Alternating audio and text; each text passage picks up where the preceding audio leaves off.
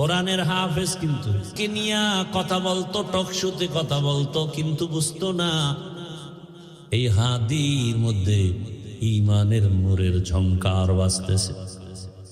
এখন সবাই তার বক্তব্য ফলো করে। টাকার কারণে হাদির এত সম্মান না, বরং হাদিরে সবাই টাকা দেয়, ইচ্ছা করে টাকা দেয়, করে অ্যাকাউন্টে টাকা পাঠায়। হাদি তুমি আগায় যাও, কিসের অভাব? ক্ষমতারও কোনো পাওয়ার নাই, ক্ষমতা নিবে নিবে ভাব।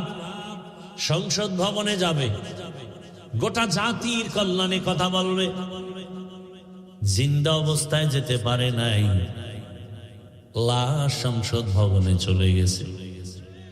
টাকার পেছনে দৌড়াও আর টাকা হাদির পেছনে দৌড়ায়। ক্ষমতার পেছনে দৌড়াও আর ক্ষমতা বারবার হাদির পা চুম্বন করেছে।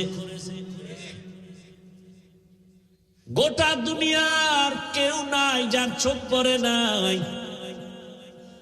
সবার মাথা গরম। বড় বড় রাখব বোয়ালের টাকায় কিনা যায়, হাদিরে টাকায় কিনা যায় না।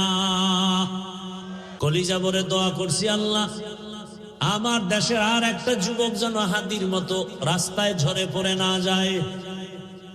যুবক তুমি আবার দাঁড়াও, শক্তি আছে, মেধা আছে, এত টেনশন কেন? আমার রব আছে, বুদ্ধি আছে, লেখাপড়া করো, মেধা খাটাও, মোবাইল বাদ দিয়ে চরিত্র ঠিক করে আগায় যাও।